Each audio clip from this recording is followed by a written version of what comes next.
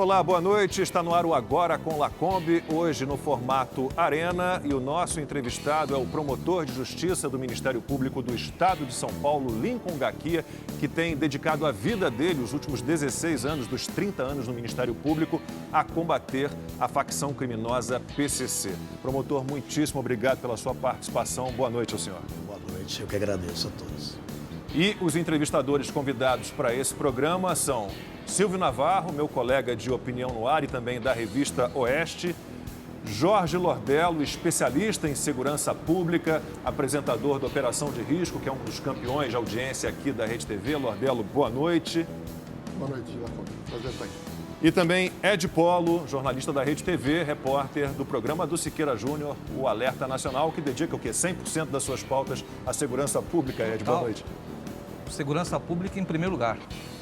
Vamos lá, então, conversando com Lincoln Gaquia, promotor de justiça, como disse, no combate aí firme ao PCC. Promotor, eu queria saber como é que o senhor começou esse seu trabalho, 16 anos, já são 30 anos, né, de Ministério Público. Como é que o senhor se viu aí no combate ao PCC? Bom, eu comecei em 2005, na verdade eu atuo lá na região oeste de São Paulo, na região de Presidente Prudente, praticamente minha carreira toda. Mas a partir de 2005 eu me vi envolvido com alguns fatos, né? Não sei se é de conhecimento de todos, mas a gente está numa região que é altamente povoada por presídios, né? Talvez a região com maior densidade populacional de presos do estado de São Paulo é a região oeste, uma região muito pobre, né, do estado. E também, né, junto com a questão desses presos, nós tivemos aí a questão também da ocorrência do PCC naquela região e com muita força, né? Nós temos lá a Penitenciária 2 de Presidente Venceslau, onde foi abrigado toda a cúpula da facção. Em 2005, pela questão territorial, eu era promotor de justiça em Presidente Venceslau. Então eu acabei também recebendo de presente, né, a inauguração da Penitenciária 2, que ela foi reformada para abrigar a liderança da facção. Esses presos foram levados para lá em 2006. E então eu tinha várias investigações que começaram justamente pela questão territorial. Algumas envolvendo, inclusive, ameaças contra autoridades, inclusive contra a minha vida, que me levou inicialmente a desenvolver essas investigações e não parei mais, né? De 2005 até hoje, já lá se vão 16 anos atuando ininterruptamente no combate a essa facção criminosa. A gente vai falar um pouquinho desse seu sacerdócio, né? Porque o senhor anda com uma segurança muito forte, né, e recebendo ameaças constantemente. Silvio. Promotor, nesse período todo, nesses 16 anos, além de levar à prisão o núcleo do PCC, o senhor também conseguiu mapear um pouco da estrutura dessa organização criminosa, que o senhor, até numa entrevista recente, a Opinião no Ar, se referiu como uma multinacional do crime que poderia muito bem ser qualificada como uma máfia. Qual é o tamanho do PCC hoje? Quanto essa organização movimenta e em que países estão contas e talvez até foragidos alguns poucos líderes ainda soltos do PCC? Bom, a gente está falando hoje da maior organização criminosa, sem dúvida nenhuma, do Brasil, né? Atua em todos os estados da federação, mais o Distrito Federal. Ela está presente em praticamente todos os países da América do Sul, mas com uma predominância no Paraguai, Bolívia, né, Argentina, Peru, principalmente esses países que são rotas, né, para a entrada do entorpecente no Brasil, seja da maconha, seja da cocaína, que vem dos países andinos, né, só lá que ela é produzida, Colômbia, Peru e Bolívia. O Brasil hoje é o segundo maior consumidor de cocaína do mundo, só perde para os Estados Unidos, né? O tamanho hoje da organização é uma coisa assim gigantesca. A gente calcula em torno de 40 mil integrantes batizados no país todo, mais alguns, né, nesses países da América do Sul que eu já citei, vários batizados na Europa, porque hoje o carro-chefe da facção é o tráfico internacional de cocaína para a Europa, né? Eu costumo dizer que esse é um caminho sem volta, que está tornando essa organização hoje entrando num estágio de máfia, né? A gente já tem investigações em andamento que comprovaram que eles têm encaminhado parte dos recursos oriundos do tráfico de drogas aqui no Brasil para o Paraguai. Para ter uma ideia, na Operação Sharks, que eu tive a oportunidade de coordenar aqui em 2020, eles mandaram em 2019 para 2020 1 bilhão e 200 milhões para o Paraguai, em recursos apenas do tráfico interno. Isso aí vai para o exterior através de doleiros, no mesmo esquema de dólar-cabo que foi utilizado pela Lava Jato, né, pelos réus da Lava Jato, o esquema é exatamente o mesmo. Eles recebem também uma outra parte dos seus recursos relativo a tráfico internacional, por exemplo, a droga que é encaminhada para a Europa, essa sempre em consórcio com máfias estrangeiras e hoje, sobretudo, com as máfias italianas, a 'Ndrangheta, por exemplo, né? Nós temos comprovação de ligação da 'Ndrangheta com o PCC, né, na distribuição dessa droga na Europa. A droga vem do Peru e da Colômbia, ela passa aqui por São Paulo, ela é beneficiada aqui em São Paulo, né? O insumo é trazido para cá e daqui, seja através do Porto de Santos ou de outros modais, ela segue para a Europa. A gente está falando hoje de uma arrecadação anual em torno de 500 milhões de dólares. Né? A gente calcula hoje com base no que a gente tem aprendido de planilhas e documentos dessa facção. Lordel. Promotor, inicialmente parabéns pelo seu trabalho. Cheguei na Rede TV, vi várias viaturas da PM, eu pensei que era para o meu programa, mas não era. Aí fui conversar e o escolta do senhor realmente é um sacerdócio. Promotor, só para a gente fazer uma linha de montagem dessas facções, nós temos o Comando Vermelho, que começou no Rio de Janeiro em 79. Aí nós temos o PCC, que começou em São Paulo em 93. Departamento Penitenciário do governo federal, em 2019, já tinha cadastrado 83 facções. Tem gente que fala em 15, 20, mas já são 83 facções, em facções pequenas, médias e grandes.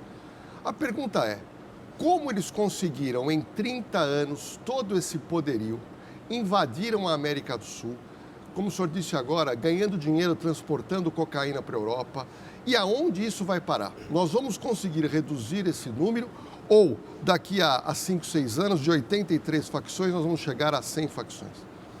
Olha, esse é um problema seríssimo que o país tem apresentado, né? O crescimento exponencial dessas organizações criminosas.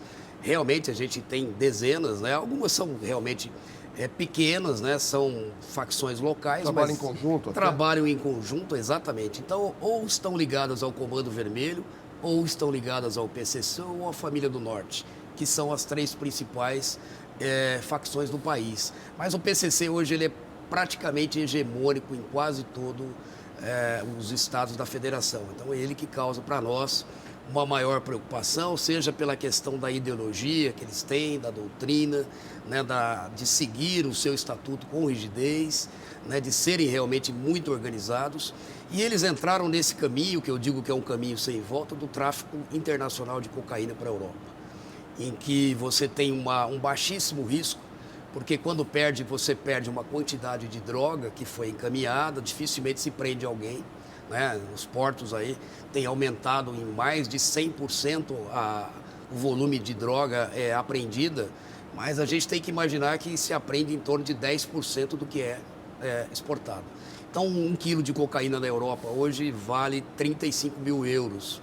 E eles pagam em torno de 1.200 dólares até 1.800 dólares o quilo, né, no país produtor. Então, veja que é um lucro fantástico, né, e com risco baixíssimo. Então, a gente tem que melhorar a questão de combate, da entrada dessa droga no Brasil. É claro que eu não estou falando aqui de tentarmos patrulhar quase 18 mil quilômetros de fronteira seca que o Brasil tem com esses países produtores.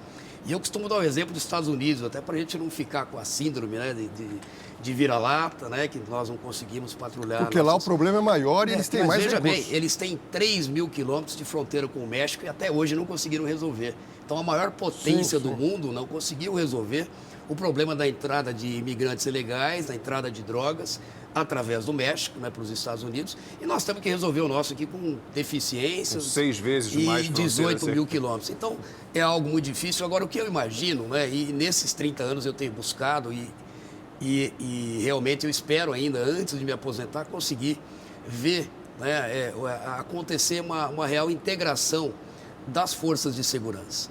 Hoje o que eu vejo, assim, o crime não tem fronteira, né? Ele age, por exemplo, tivemos assaltos em Varginha, tivemos assaltos em Criciúma, assaltos no interior de São Paulo, com integrantes do Distrito Federal, de São Paulo, de Minas, de Goiás. Novo cangaço. Né? Um novo cangaço, ou a dominação de cidades, que eu acho que é uma terminologia mais adequada para a espécie, mas o que preocupa? Eles perceberam que eles não têm fronteira. Então, aqui, por exemplo, da região de Campinas, de Ribeirão, para você atravessar para Minas, é uma estrada, né? É muito pouco.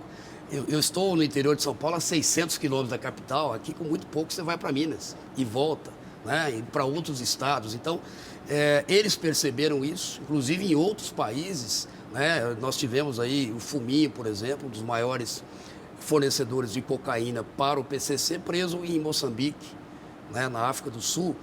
Alguns foragidos aí dessa operação Sharks estão na Bolívia, né, que tem problemas de relacionamento com o Brasil em termos de cooperação O policial. senhor recebe informação do Brasil? Existe um órgão que possa trabalhar isso, unir todas as forças policiais num estudo, numa programação e num gerenciamento? Olha, veja, ainda nós não temos, né? Eu acho que formalmente até existe. A gente tem os centros integrados, né? De inteligência, por exemplo, policial, que abriga várias unidades policiais, mas a gente não tem um centro que pudesse abrigar todas essas forças com todas Potencialidade de todas. Isso, com as potencialidades de cada um. Eu dou um exemplo, né? Os Estados Unidos teve que passar por 11 de setembro para que algo acontecesse, já que se nós fizermos um retrospecto na situação de 11 de setembro, tudo aquilo era previsível. Cada unidade policial, ela tinha um fragmento de informação. Sim. E elas não sentaram, elas não conversaram entre si para poder evitar o mal pior. E depois de 11 de setembro, a gente tem lá os centros, né, os Fusion Centers, que são os centros integrados. A gente tem um aqui que foi inaugurado em Foz do Iguaçu, não sei ainda se está funcionando de maneira adequada, mas o que eu queria sugerir, né, espero que eu ainda consiga ver antes da minha aposentadoria, que efetivamente haja uma integração das polícias, do Ministério Público, das forças militares de segurança, né, trocando efetivamente informações e combatendo de verdade essa organização ou essas organizações criminosas. Ed, sua pergunta. Boa noite, promotor. É um prazer estar aqui com o senhor. Noite, eu gosto muito de polícia, faço polícia, admiro demais o seu trabalho. Há 28 anos, 31 de agosto, mais precisamente, de 93, num presídio lá em Taubaté, 8 detentos que não tinham nada do que fazer, resolveram fundar o PCC. Eu lembro na época que eu fiz várias reportagens sobre isso, quando surgiu essa denúncia de que uma facção criminosa estava sendo armada dentro do presídio. As autoridades da época, elas não davam não, isso daí não é nada, imagina, está tudo controlado, deu no que deu. Hoje eles se tornaram aí uma organização mafiosa. Máfia, a gente sabe que se combate com a integração do governo, as autoridades, poder público, judiciário. Onde está o erro que a gente não consegue conter o avanço desta facção mafiosa hoje, né? E ela cada vez mais poderosa, entre aspas, né? Obrigando o serviço de inteligência da polícia a fazer cada vez mais estudos para poder conter esse crime. Onde está o erro nesse elo aí, se é que existe um erro? Olha, esse é um dos desafios, né, que eu, por exemplo, enfrentei e enfrento até hoje. Eu, quando comecei a investigar, em 2005, achei que já havia em algum local do Estado, né, uma planilha, um organograma ou algo que me desse algum tipo de informação de como essa organização funciona por dentro. E percebi que até então, embora vários líderes estivessem presos, não tinha nada, né? Ninguém fez um trabalho sequenciado, nenhuma instituição agiu de maneira ordenada, né, a juntar essas investigações, os quebra-cabeças, e a gente poder entender como funciona, até para poder combater. E eu dou um exemplo de 2006, em que nós fomos atacados. Eu digo nós, porque eu estava no fórum quando praticamente nós fomos retirados aí de emergência dos fóruns. As delegacias ficaram bloqueadas, sitiadas, ataques de todos os lados. A própria sociedade civil sentiu esses ataques em maio de 2006, e onde o Marcola dizia que eles tinham 100 mil homens armados para combater o Estado, né? Talvez ele tenha jogado esse número sabendo que nós temos praticamente esse efetivo da Polícia Militar no Estado de São Paulo. E o pior disso é que nós não sabíamos quanto e quem eles eram.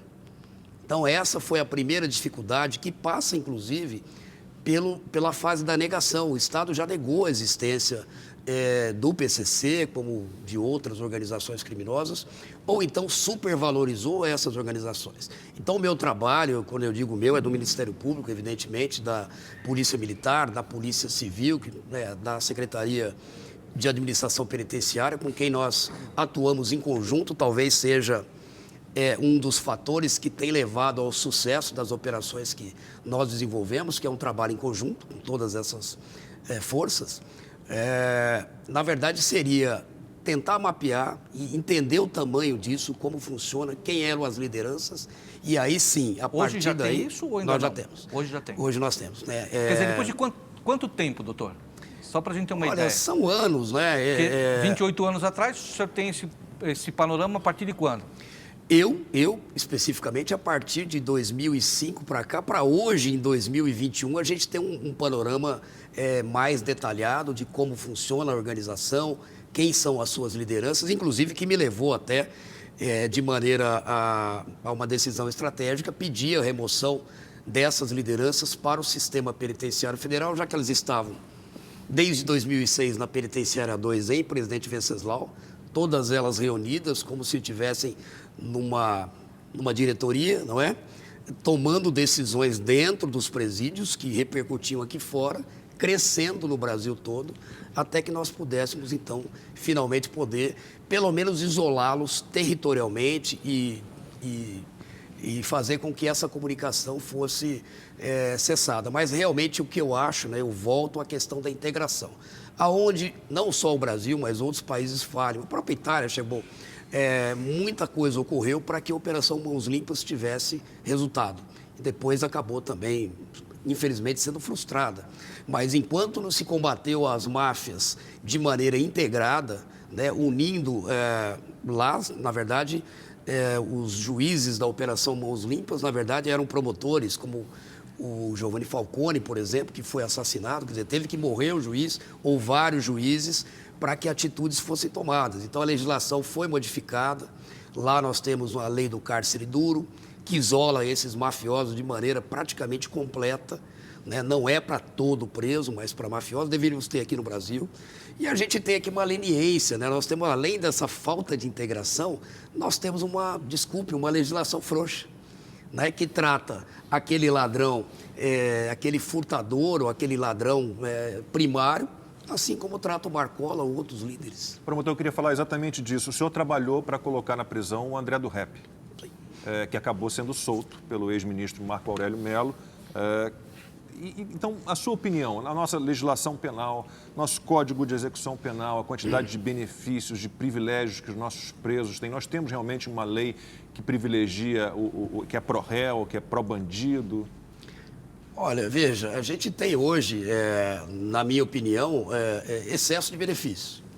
Eu estive nos Estados Unidos em 2013, visitando 6 estados, vendo todo o sistema prisional americano e o sistema policial, né? E lá já tinha, como eu disse, foi já depois, né, dos atentados, então eles já tinham todos esses centros integrados em que as polícias, o Ministério Público, todo mundo age de maneira conjunta quando se trata de crime organizado, não do criminoso comum, né? E o que eu acho que no Brasil, e lá, por exemplo, eu não vi benefícios como saída temporária, como possibilidade do preso receber visita íntima. Isso não está na lei de execução criminal, desculpem.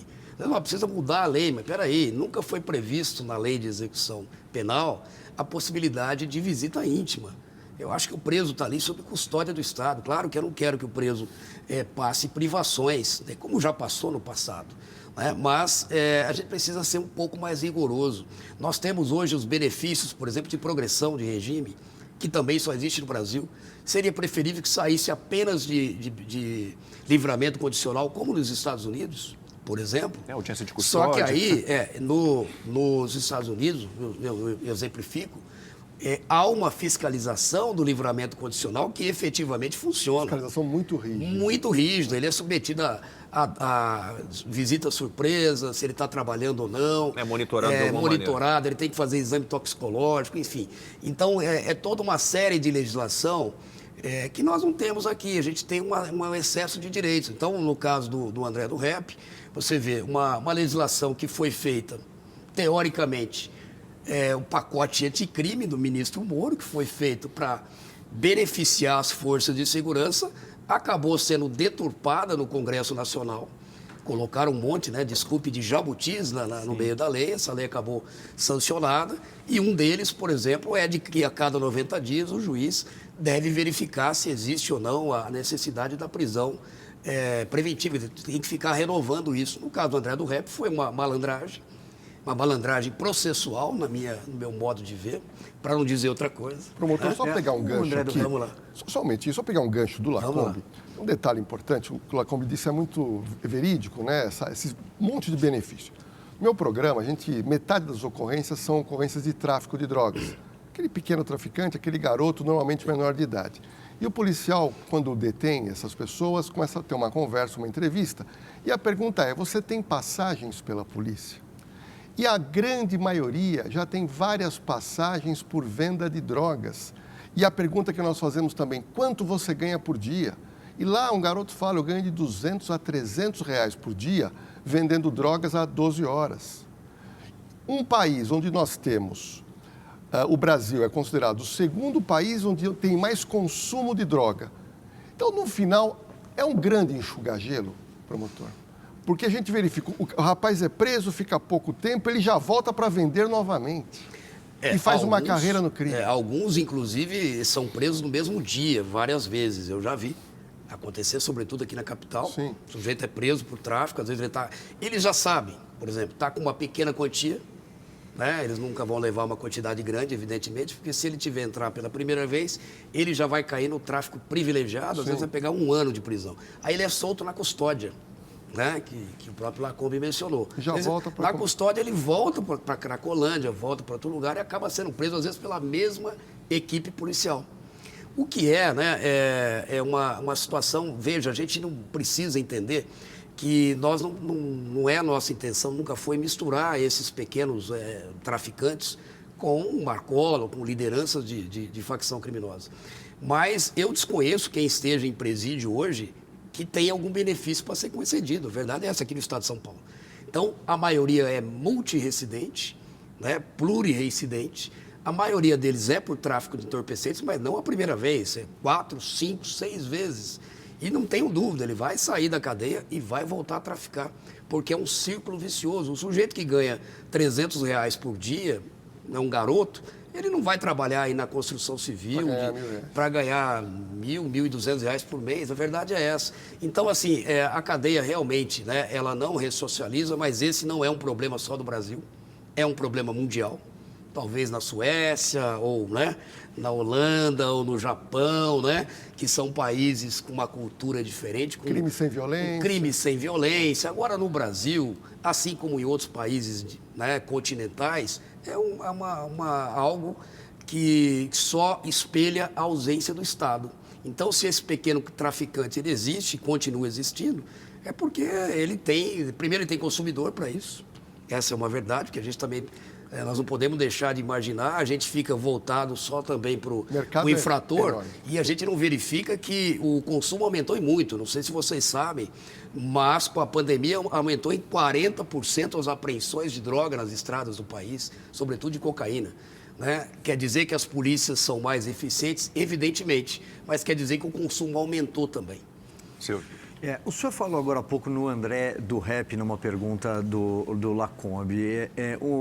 Enfim, o Ministério Público sabe o paradeiro dele hoje? A Bolívia seria uma possibilidade de algo que foi noticiado? Também aproveito para perguntar sobre o Marcos Tuta, também sobre o paradeiro, porque esses seriam ali o espécie de segundo escalão já que o Marcola já está há muito tempo na prisão. E aproveito, já que a gente está falando sobre as fronteiras aqui na América do Sul, promotor, o que está acontecendo no Paraguai especificamente, esses últimos episódios envolvendo Ponta Porã, Pedro Juan Cabaleiro, com mortes de pessoas ligadas a políticos paraguaios, por exemplo?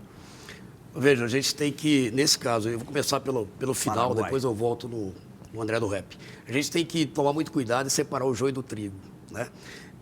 Também é fácil você atribuir todos os crimes ou os crimes de maior repercussão ao PCC, por exemplo, que acaba dando ibope, a gente vê que isso é muito comum de acontecer. Para o PCC, inclusive, eles soltaram um comunicado que eles chamam de salve, dizendo que eles não têm nenhuma relação com o que está ocorrendo no Paraguai. Mas porque, na que verdade... o Marcola também não é o líder deles, né? Então...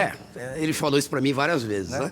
Que não é o líder de nada. Mas, enfim, a questão do Paraguai é um problema mais complexo, porque lá convivem várias organizações criminosas, não só o PCC, com a morte do Rafat, né, que era o barão ali, o senhor daquela fronteira. Então, abriu um espaço muito grande, que parte foi ocupado pelo PCC.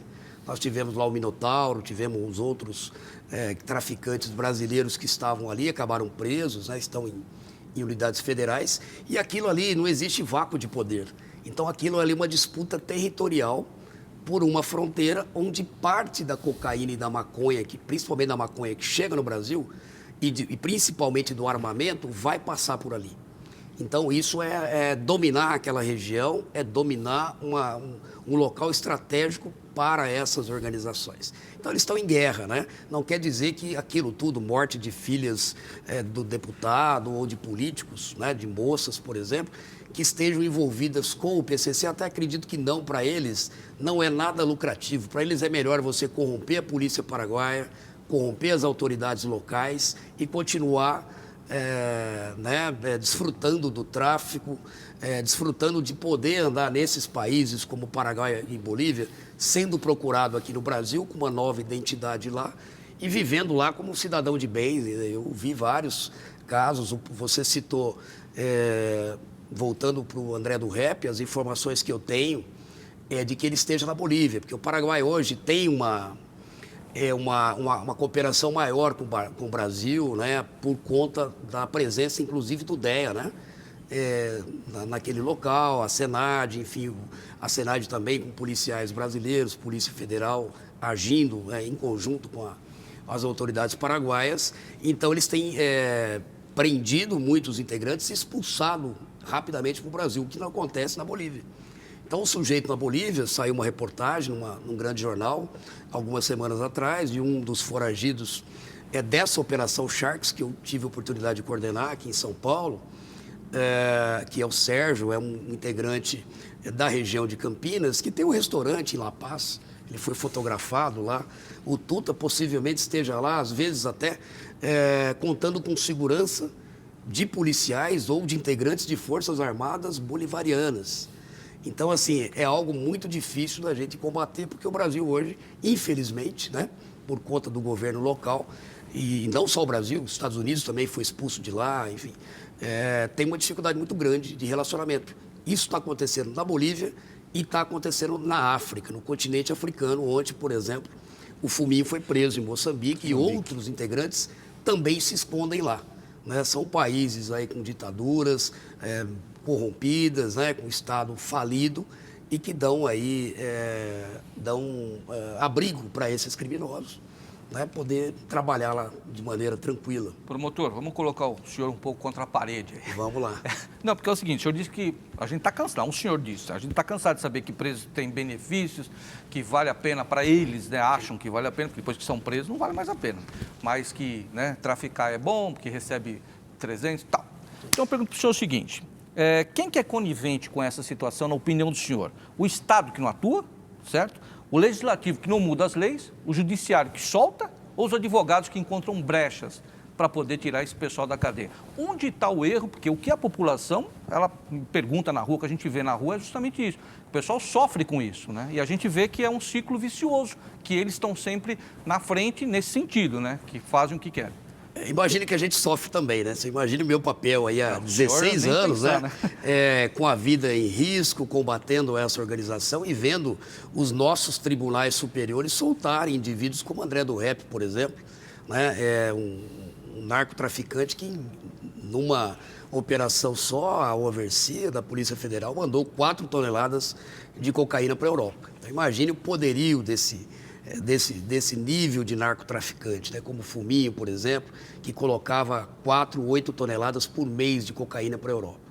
Então, a gente vê nossos tribunais superiores, infelizmente, né? E aí, não adianta a gente falar também que é falha da legislação. Eu acho que nós temos um garantismo penal exacerbado, que não está na legislação, e sim na interpretação jurisprudencial que os tribunais superiores, sobretudo o STJ e uma parcela do STF, tem dado a essas questões de criminosos. Por exemplo, né, até pouco tempo atrás, se você pegasse o celular de um criminoso e ele te passasse, por escrito inclusive, autorização para você abrir com a senha do celular, sem nenhum tipo de coação, né, essa prova estava sendo invalidada pelo STJ, porque presumia-se uma coação, já que ele não estava em condições, não tinha advogado, de poder negar o acesso à polícia daquela senha que poderia acessar esse celular. Então, são saídas jurídicas que eu acho que o menos culpado disso são os advogados. Eles estão ali defendendo a profissão deles e se existe uma brecha processual, eles vão tentar. Então, quer dizer que as leis são falhas e os juízes são bons. Porque interpretam. Eu não consigo entender. Se você for pegar, por exemplo, e fazer uma estatística, vai verificar que os juízes de primeiro grau geralmente são mais rígidos. E não se sabe por que nos tribunais superiores, né, a gente tem um tipo de tratamento, pelo menos, e não é para qualquer criminoso, porque eu vou falar uma coisa para vocês, um traficante lá de Presidente Prudente, onde eu atuo, de beira de esquina, ele não tem um processo dele que chega ao STF, não tem dinheiro para pagar um advogado, né, que vai de avião para Brasília, que vai poder fazer uma sustentação oral ou peticionar um tribunal superior. Então, quem faz esse tipo de peticionamento são esses grandes criminosos, grandes narcotraficantes, esses ladrões aí de bancos. Então, o que eu acho é assim, o Brasil precisa deixar dessa síndrome de Poliana e desse garantismo exacerbado. A lei está aí, ela precisa ser melhorada, mas a gente não pode desacreditar, né? A população já começou a desacreditar no sistema penal e de justiça do Brasil. Ruim. É ruim, com certeza.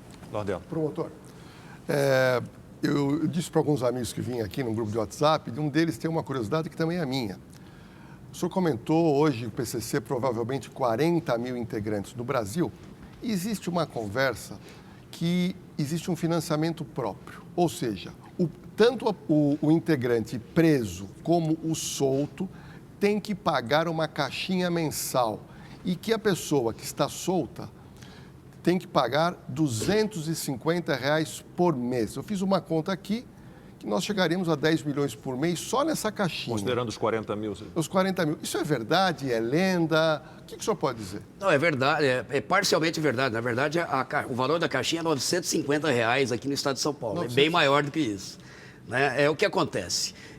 Rapidamente, eu vou separar o PCC eu costumo, né, nas aulas que eu dou, separar o PCC em 3 fases. Essa primeira fase mais romântica, que começou lá nos idos dos anos 90, como você mencionou, nós já tivemos o Serpentes Negras aqui no estado de São Paulo, depois acabou se criando, ou se fomentando a criação do PCC, que eu acho que o Estado também é culpado nisso, seja porque não atuou da maneira como deveria atuar, seja porque houve uma fase de negação, né, em que se preferiu negar a existência da facção, não existe.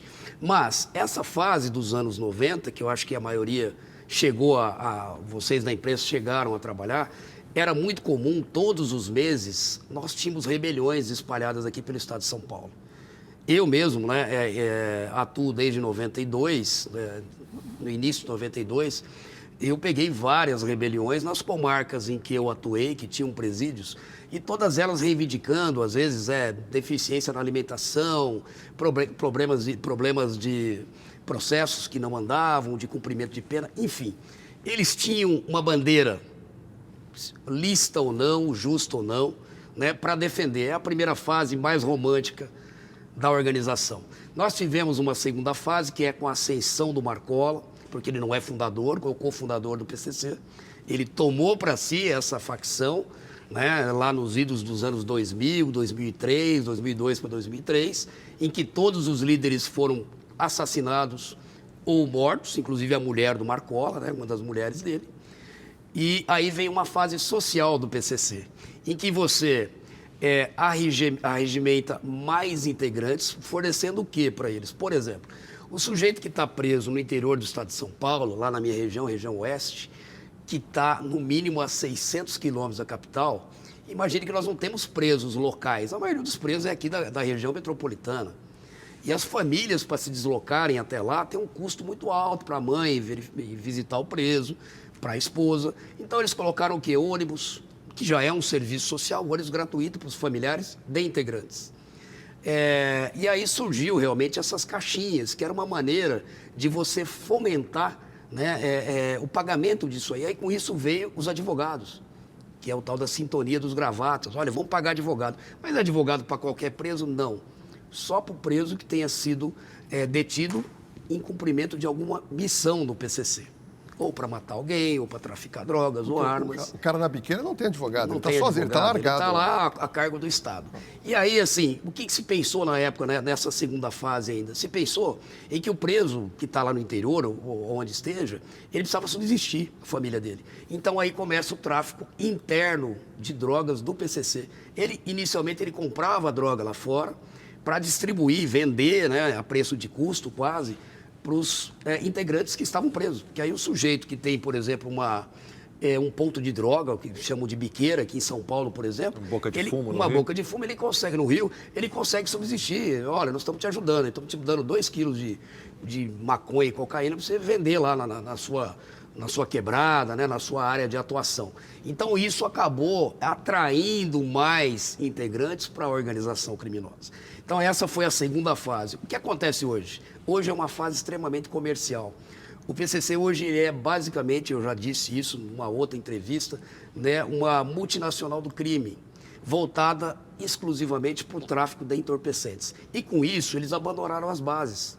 Né? Não se vê mais, é só pesquisar, rebeliões em presídios. Há quanto tempo vocês não noticiam? Pleiteando algum benefício para alguém reclamou de alguma coisa, da comida ruim, de processo.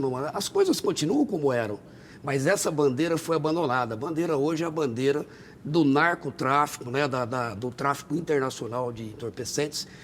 E isso que é a base do PCC, ou seja, aquele sujeito que está lá em Junquerópolis, está lá em Presidente Bernardes, ou seja, nos confins do Estado, abandonado pela facção, esse aí, né, vai perceber que quem está enriquecendo são o André do Rap, que andava de helicóptero, o GG do Mangue, o Paca, que foram presos, aliás, acabaram mortos, mas estavam em condomínios de luxo em Fortaleza, de ser mortos com identidade falsa, inclusive descendo de helicóptero no heliporto do condomínio, né, em Fortaleza. Então vejam a situação.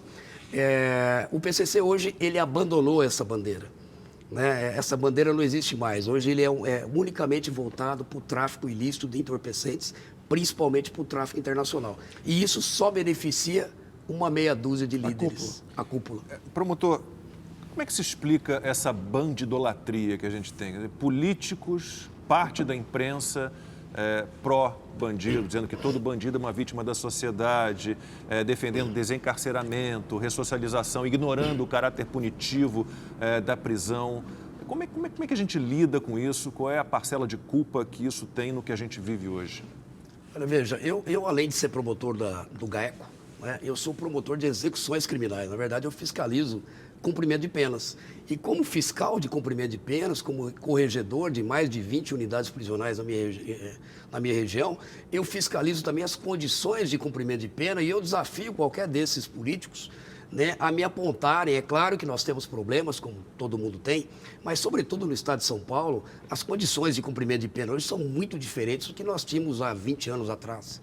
né? A gente não tem mais condições deploráveis, nós não temos cadeia pública mais, a gente não tem presos aí, entupidos em cadeias, né? Cadeiões que falavam, hoje tem os CDPs, né? Alimentação, veja, a alimentação, se não é a melhor, né, do mundo, é melhor do que em muitas comunidades carentes por aí. Normalmente o preso tem o café da manhã, feito na padaria do presídio, né? Ele tem o almoço, o jantar, feito por eles mesmos, com cuidado de nutricionista, né? Não vai comer filé mignon, mas ele tem sempre uma proteína, ele tem um legume, tem uma fruta, tem um suco, né? Às vezes o café da tarde. Tem médico, tem dentista, enfermaria, né? Então, assim, não é mil maravilha, né? Mas eu entendo que dentro, né, olhando para o lado da população, olhando para o lado que a gente precisa analisar também, que ele está lá porque cometeu um crime. E hoje você comete um crime sabendo, por exemplo, olha, o sujeito foi condenado a 18 anos de reclusão. Eu vou dar um exemplo aqui. Nós tivemos um preso, o Elvis Riola de Andrade, o vulgo cantor, inclusive a denúncia é minha, a investigação é minha. Ele era um integrante da Gaviões da Fiel, puxador de samba da escola de samba. Inclusive mandava salve para P2, para o GG do Mangue, antes naquele aquecimento, eu tenho isso gravado. Ele foi até Presidente Prudente, né, ao lado ali, e matou, ele mesmo executou um agente penitenciário do RDD lá, que é o CRP. Né? Isso foi uma coisa, é como matar um agente da Penitenciária Federal. A RDD é a nossa penitenciária de isolamento de segurança máxima. E a gente acabou investigando e descobrindo esse sujeito preso. Ele conseguiu, com vários recursos, enrolar o júri até esse ano, né? E ele saiu pela porta da frente do júri. Ele foi condenado a 18 anos, o juiz acabou dizendo que ele já estava preso há 11 anos e alguma coisa, portanto ele teria direito a uma progressão, e como ele já teria direito a essa progressão, ele já ia direto para a rua poder apelar em liberdade. Então aquilo é um tapa na cara da sociedade. Ainda se fosse cumprido os 18 anos, ninguém cumpre. Você vai cumprir um sexto, ou às vezes um terço da pena, dependendo se é hediondo ou não é hediondo, né? Mas enfim, são muitos benefícios, né? E às vezes poucas obrigações para serem cumpridas. Então é algo que realmente só desencoraja, né? E coloca a população realmente desacreditando no sistema de justiça. E ainda tem os ataques às forças de segurança, né? Que alguns políticos de determinados partidos e parte da imprensa fazem. Né? Vou pegar uma carona aqui nesse finalzinho da fala do Lacombe, promotor. O senhor desenhou a estrutura organizacional, assessoria jurídica, mercado de distribuição, falou em valores, recrutamento, né, praticamente todos os lados. Eu pergunto, o que a gente pode falar, até onde o senhor pode, evidentemente, sobre braços políticos e políticos partidários e, inclusive, eleitorais, né, quando a facção atua para eleger alguém que depois a gente sabe que pode acontecer com o mandato à mão, né? Veja, essa é uma questão ainda que ela está germinando, né? Por que eu digo germinando, né? O PCC não joga dinheiro fora.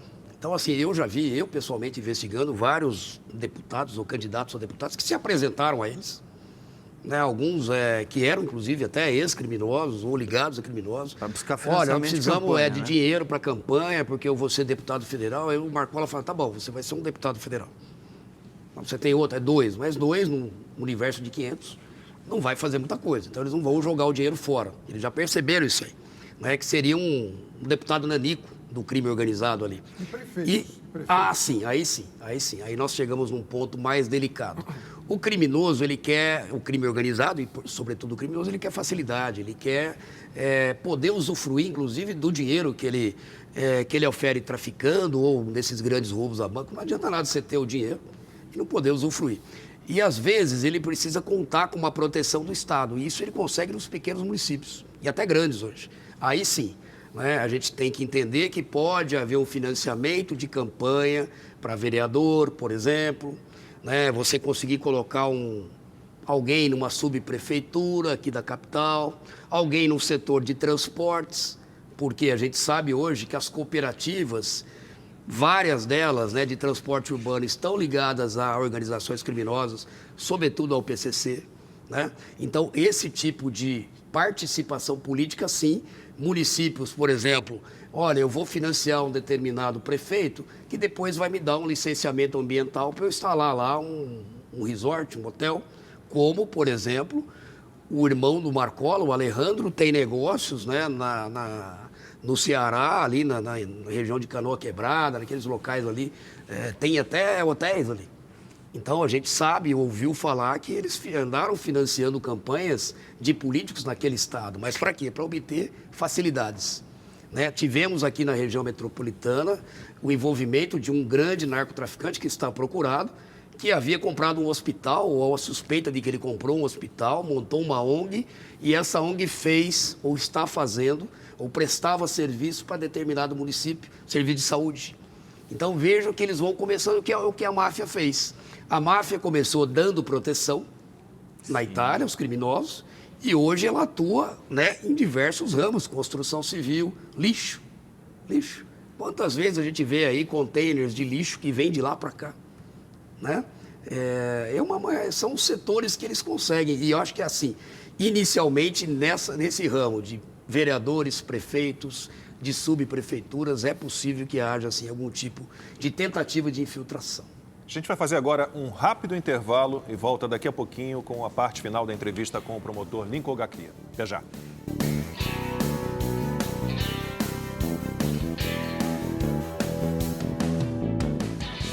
O Agora com Lacombe formato Arena está de volta, hoje conversando com o promotor de justiça do Ministério Público do Estado de São Paulo, Lincoln Gakia, que dedica a vida dele ao combate ao crime organizado, em especial à facção PCC. E a pergunta agora é do Ed Paulo. Promotor, 22 líderes do PCC presos, isolados, sem comunicação nenhuma, entre eles o líder da facção Marcola. Mesmo assim, o crime continua, as comunicações que a gente tem sentido, elas permanecem. Estamos fadados? Por que isso acontece e se estamos fadados a viver com as facções criminosas para sempre? Olha, veja, a gente tem que primeiro entender que esses líderes estiveram aqui no estado de São Paulo de 2006 a 2018 e acabaram sendo removidos em 2019. Então, eles ficaram por mais de uma década comandando o crime aqui sem serem tocados, porque eles já estavam presos, né?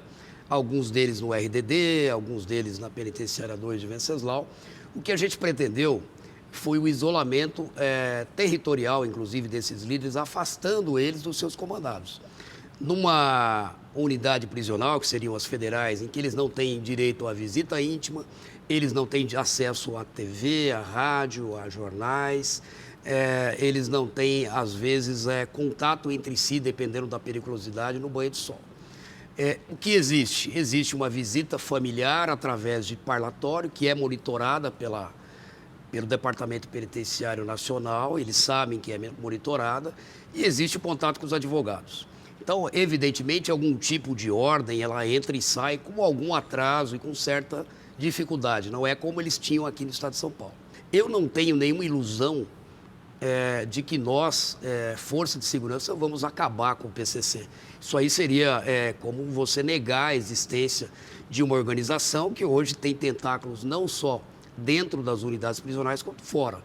O que vai ocorrer são guerras internas que já estão ocorrendo, vários criminosos aqui no estado de São Paulo, sobretudo na região metropolitana, estão brigando entre si pela liderança, não tem vácuo de poder, o Marcola está isolado, então vamos tomar o poder.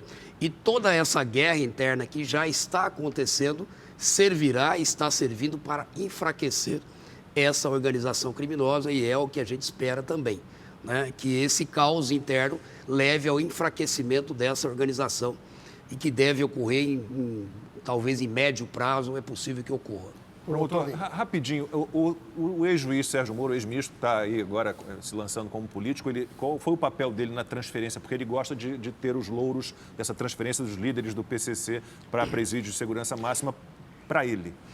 Olha, eu tentar falar em 2 minutos a questão da remoção, como eu disse, eu desde 2006 tenho tentado, né, transferir líderes do PCC para o sistema penitenciário federal sem sucesso, porque o Estado de São Paulo não admitia.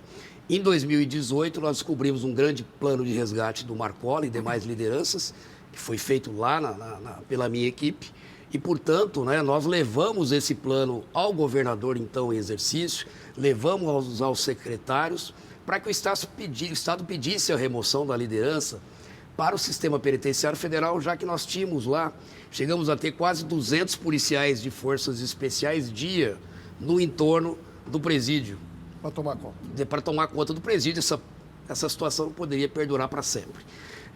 Ocorreu que houve aqui uma disputa política, o governador em exercício era candidato à eleição e perdeu as eleições. Ele desistiu de fazer a remoção, disse isso na imprensa, inclusive, que não havia necessidade de fazer a remoção. E eu, como representante do Ministério Público, não podia também ficar inerte. Então, eu fiz o pedido em novembro de 2018 de remoção dos 22 líderes para o sistema penitenciário federal. Essa remoção ela é decidida internamente no Estado de São Paulo. É um juiz aqui da Vara de Execuções Criminais da capital, quem decidiu, e cabe ao governo federal dar condições para a remoção. Então, o papel do ministro Moro, assim como o papel sem nenhum demérito às autoridades federais, foi apenas cumprir uma determinação da Justiça Estadual de São Paulo, que determinou a remoção. Não foi o ministro, não foi o governador que determinou a remoção. O que houve aí foi uma leniência do Estado, infelizmente, que me levou a fazer esse pedido sozinho, suplantando aí, né, a questão estadual, e hoje eu carrego comigo o ônus dessa remoção. Né? Eu estou jurado de morte pela facção e eu vejo muitas pessoas com os bônus, porque deu certo. Esperava-se que poderíamos ter um ataque como em 2006, a gente sabia que não teria, porque tudo isso foi muito bem planejado e mapeado. O senhor trabalhou, quiseram levar... Bom, isso é triste. Promotor, o uso de drogas ainda é crime no Brasil, apesar que é um chamado crime sem pena, mas é crime.